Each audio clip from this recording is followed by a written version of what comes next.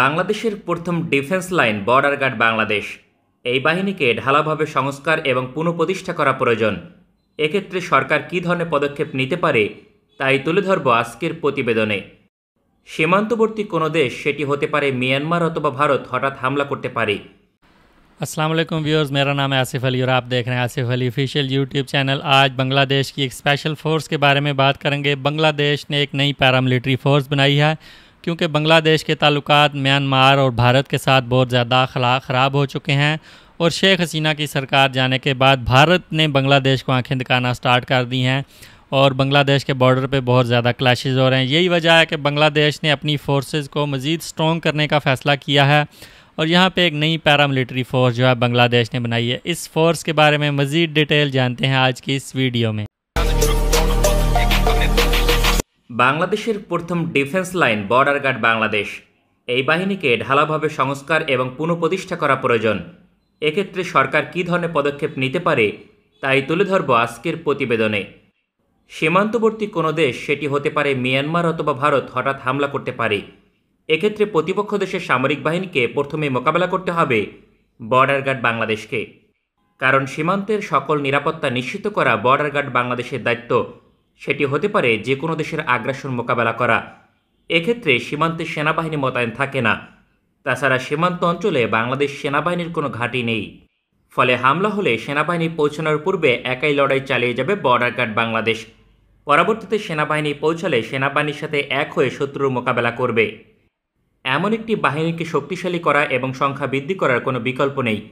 বর্তমানে border guard বাংলাদেশের সংখ্যা 70,000, যার বিপরীতে 4,100 কিলোমিটার সীমান্তে নিরাপত্তা নিশ্চিত করা অত্যন্ত কঠিন। বাংলাদেশের অভ্যন্তরীণ সংকটেও বর্ডার গার্ড মোতায়েন করা হয়। সেক্ষেত্রে সীমান্তে নজরদারি করা আরও বেশি কঠিন হয়ে পড়ে।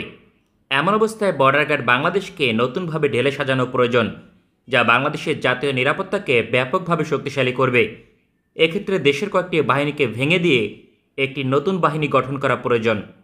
এক্ষেত্রে বর্ডার গার্ড বাংলাদেশ এবং আনসার বাহিনীকে একত্রিত করে এনএসজি অথবা এনএসএফ নামক নতুন বাহিনী গঠন করা প্রয়োজন। এই বাহিনীর স্ট্যান্ডার্ড হবে আধা সামরিক বাহিনী বর্ডার গার্ড বাংলাদেশের অনুরূপ। এই বাহিনীর আকার হতে পারে 3 থেকে 5 লক্ষ। বর্তমানে আনসার বাহিনীর সংখ্যা বলা হয় 50 থেকে 60 লক্ষ। আদতে এটি সঠিক নয়, কারণ এই পর্যন্ত যত মানুষ আনসার বাহিনীর প্রশিক্ষণ নিয়েছে সবাই এর তালিকাভুক্ত। অথচ কার্যকরভাবে আনসার বাহিনীর সংখ্যা 2 থেকে 4 লক্ষ অতিক্রম করবে না। যাদের প্রশিক্ষণ দক্ষতা অত্যন্ত নাজুক, তাছাড়া অধিকাংশ আনসার সদস্য বিভিন্ন মাপকাঠিতে অযোগ্য বলে বিবেচিত হবে। একমাত্র ব্যাটালিয়ন আনসার হবার মতো যোগ্যতা রয়েছে 70 থেকে 80,000 সদস্যর। সেক্ষেত্রে বাংলাদেশ সরকার নতুন বাহিনী গঠন করলে সর্বোচ্চ 1,50,000 সদস্য সরাসরি পাবে, কারণ বর্ডার গার্ড বাংলাদেশ এবং ব্যাটালিয়ন আনসারই কেবলমাত্র এই তালিকায় আসবে। এছাড়া যোগ্যতার ভিত্তিতে আনসার বাহিনী থেকে কয়েক হাজার সদস্যকে প্রশিক্ষণ দিয়ে নতুন বাহিনীতে অন্তর্ভুক্ত করা সম্ভব। অবশ্যই নতুন বাহিনী সেনাবাহিনী দ্বারা পরিচালিত হবে। তাদের প্রশিক্ষণ বর্ডার গার্ড বাংলাদেশের অনুরূপ সেনাবাহিনীর আদলে হবে কমপক্ষে 6 মাস। সেক্ষেত্রে সেনাবাহিনীর সমকক্ষ একটি বিশাল বাহিনী তৈরি হবে, যা পার্শ্ববর্তী দেশের হুমকি মোকাবেলায় হবে গেম চেঞ্জার। কারণ সামরিক বাহিনীর মতো শক্তিশালী আরও একটি বাহিনী যুদ্ধে সেনাবাহিনীকে সমর্থন দিলে যুদ্ধের মোড় ঘুরিয়ে দেওয়া সম্ভব। তার পরিবর্তে যদি 10 লক্ষ আনসারও যুদ্ধে সহযোগিতা করে, তার সমান হবে না, কারণ যুদ্ধক্ষেত্রে পেশাদারিত্বের কোনো বিকল্প নেই। এখানে একজন আহত সৈনিক আরও 2 জনকে অকেজো করে ফেলবে। সুতরাং অবশ্যই 3 থেকে 5 লক্ষ সদস্য নিয়ে নতুন ন্যাশনাল সিকিউরিটি ফোর্স অথবা ন্যাশনাল সিকিউরিটি গার্ড নামক বাহিনী প্রতিষ্ঠা করা এখন সময়ের দাবি। বাংলাদেশের ইতিহাসে বহুবার বিভিন্ন বাহিনীতে পরিবর্তন এসেছে, কারণ তা ছিল সময়ের দাবি। তবে এই বিশাল বাহিনী গঠন করলে হবে না, তা পরিচালনা করতে হবে। কারণ বাংলাদেশ সামরিক বাহিনীর সংখ্যা যেখানে 2,20,000, সেখানে 3 থেকে 5 লক্ষ সদস্যর ব্যয় পরিচালনা করা সহজ হবে না। তবে আনসার এবং বর্ডার গার্ড থেকেই প্রায় 2 লক্ষ সদস্য যুক্ত করতে হবে। সুতরাং তাদের ব্যয় ইতিমধ্যে পরিচালনা করছে বাংলাদেশ সরকার। তাছাড়া এই বাহিনী দুটির অবকাঠামো ব্যবহার করবে নতুন বাহিনী, একই সঙ্গে বাংলাদেশ সেনাবাহিনীর অবকাঠামো ব্যবহার করবে। এছাড়াও র্যাপিড অ্যাকশন ব্যাটালিয়ন বিলুপ্ত হলে তাদের অবকাঠামোও ব্যবহার করবে। নতুন বাহিনীর কাজ হবে সীমান্ত, পার্বত্য চট্টগ্রাম এবং দেশের গুরুত্বপূর্ণ অঞ্চলের নিরাপত্তা নিশ্চিত করা। পার্বত্য চট্টগ্রামে সেনাবাহিনীর নিয়মিত টহল দেওয়ার বিষয়টি স্পর্শকাতর। তাছাড়া অনেক বিষয় সেনাবাহিনী কঠোর হতে পারে না। সেক্ষেত্রে পার্বত্য চট্টগ্রামের প্রতিটি সেনা ক্যাম্পে এনএসজি অথবা এনএসএফ মোতায়েন করতে হবে। যারা দিনের সময় পার্বত্য চট্টগ্রামের শান্তি প্রতিষ্ঠায় কাজ করবে। সেক্ষেত্রে তারা প্রয়োজন অনুযায়ী কঠোর হলে আন্তর্জাতিক সম্প্রদায় আপত্তি করতে পারবে না। তবে রাত্রিকালীন সময় দীর্ঘ টহলের ব্যবস্থা করতে পারে বাংলাদেশ সেনাবাহিনী। পার্বত্য চট্টগ্রামের দীর্ঘদিনের সমস্যা এর মাধ্যমে সমাধান করা সম্ভব। বর্তমানে ব্যাটালিয়ন আনসার পার্বত্য চট্টগ্রামের দায়িত্ব পালন করে। সেক্ষেত্রে নতুন বাহিনীর মাঝে বড় একটি স্পেশাল ফোর্স থাকবে, যারা পার্বত্য চট্টগ্রামের দুর্গম অঞ্চলগুলো নিয়ন্ত্রণ করবে। ফলে পাহাড়ি জনগোষ্ঠীর আন্দোলন বন্ধ হবে, একই সঙ্গে বাস্তবায়ন হবে পার্বত্য শান্তি চুক্তি। এছাড়া বাংলাদেশের গুরুত্বপূর্ণ অঞ্চল কেপিআইগুলোর নিরাপত্তা নিশ্চিত করবে নতুন বাহিনী। একই সঙ্গে অভ্যন্তরীণভাবে যখন প্রয়োজন হবে দেশের বিভিন্ন অঞ্চল নতুন বাহিনী মোতায়েন করবে। মার্কিন যুক্তরাষ্ট্রের ন্যাশনাল সিকিউরিটি গার্ড একইভাবে দায়িত্ব পালন করে এবং তারা সফল। এখন প্রশ্ন আসতে পারে, বর্ডার গার্ড বাংলাদেশের নাম পরিবর্তন না করেও এই বাহিনীর আকার বৃদ্ধি করা সম্ভব। সামরিক বাহিনী এবং পুলিশ ব্যতীত যে কোনো বাহিনীর নাম তেমন গুরুত্বপূর্ণ নয়, তবে বাহিনীর কাজের ধরন অনুযায়ী নাম নির্বাচন করা উত্তম। সীমান্তের সাথে সংশ্লিষ্ট এমন একটি বাহিনী দেশের অভ্যন্তরীণ নিরাপত্তা নিশ্চিত করতে আসলে বিরোধ দেখা দেয়। সাম্প্রতিক সময় আন্দোলনে বর্ডার গার্ড কেন শহরের নিরাপত্তায় আছে, এ নিয়ে ব্যাপক সমালোচনা হয়। বাংলাদেশের এত বড় বাহিনী গঠন করলে একটি সমস্যারও বিষয় সতর্ক থাকতে হবে, তা হচ্ছে বিদ্রোহ। কারণ সেনাবাহিনীর সমকক্ষ একটি বাহিনী বিদ্রোহ করলে তাকে নিয়ন্ত্রণ করা কঠিন হবে। এক্ষেত্রে নতুন বাহিনীকে ভারী সমরাস্ত্র সরবরাহ করা যাবে না। তাছাড়া নতুন বাহিনীর এয়ার উইং লেথাল অস্ত্র অপারেট করবে না, যেমন অ্যাটাক হেলিকপ্টার কিংবা অ্যাটাক ড্রোন। তাদের একমাত্র ভারী অস্ত্র হবে অ্যান্টি ট্যাঙ্ক গাইডেড মিসাইল।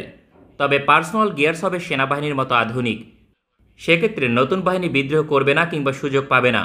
তাছাড়া বিদ্রোহ করার মতো অবস্থানে যাওয়ার প্রয়োজন নেই। যদি এমন হয় তাহলে সামরিক বাহিনীর মতো শক্তিশালী 3 লক্ষ বাহিনী একই সঙ্গে সামরিক বাহিনীর আরও 2,50,000 সদস্য, সব মিলিয়ে 5 থেকে 6 লক্ষ সৈনিক মিয়ানমার তো বটেই, ভারতের জন্য ব্যাপক মাথা ব্যথার কারণ হবে। আশা করি অন্তর্বর্তীকালীন সরকার এই বিষয়ে বিবেচনা করবে, অথবা আগামী দিনে নতুন কোনো সরকার তা আমলে নেবে। আমাদের ভিডিওটি পছন্দ হলে আমাদের সমর্থন করতে সঙ্গে থাকুন। ভালো থাকবেন সবাই, দেখা হবে পরবর্তী কোনো ভিডিওতে। ये थी बांग्लादेश की new paramilitary force answer. Bangladesh जो है वो अपनी आर्मी और अपनी पैरामिलिट्री फोर्सेस को बहुत ज़्यादा स्ट्रॉन्ग कर रहा है।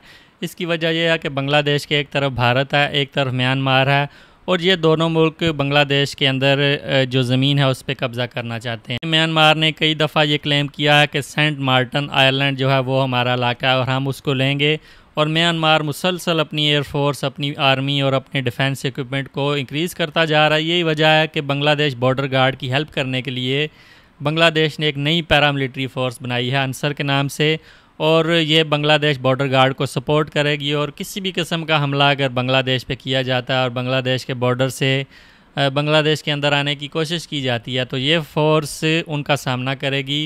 यहाँ पे बांग्लादेश ने इससे पहले भी रैपिड एक्शन बटालियन बनाई थी और वो फ़ोर्स भी बांग्लादेश के अंदर काम कर रही है और बांग्लादेश के अमन अमान में बहुत अहम किरदार अदा करे। इसी तरह से चिटागोंग का जो हिल स्टेशन है उसके अंदर कुकी चीन नेशनल फ्रंट आर्मी और बागी गिरोह छुपे हुए हैं, उनसे भी छुटकारा हासिल करना है। तो बांग्लादेश जो है अब अपने डिफेंस पे बहुत ज़्यादा इन्वेस्ट कर रहा है, और आज तक बांग्लादेश ने कभी इतना ज़्यादा इन्वेस्ट नहीं किया था। इसकी यही रीज़न है कि जिस तरह बांग्लादेश के अंदर डेवलपमेंट्स हुई हैं, हुकूमत चली गई है और बांग्लादेश तरक्की कर रहा है, तो इस तरह की जो फोर्सेस हैं वो बहुत ज़्यादा इंपॉर्टेंट है। बांग्लादेश की सालमियत के लिए बहुत ज़्यादा इंपॉर्टेंट है ये फोर्सेस। आप क्या सोचते हैं इस वीडियो के बारे में, इस फोर्स के बारे में? वीडियो अच्छी लगी वीडियो को लाइक करें, चैनल पर न्यू है सब्सक्राइब करें, बेल आइकन को प्रेस करें। मिलते हैं नेक्स्ट वीडियो में। गुड बाय, अल्लाह हाफिज़।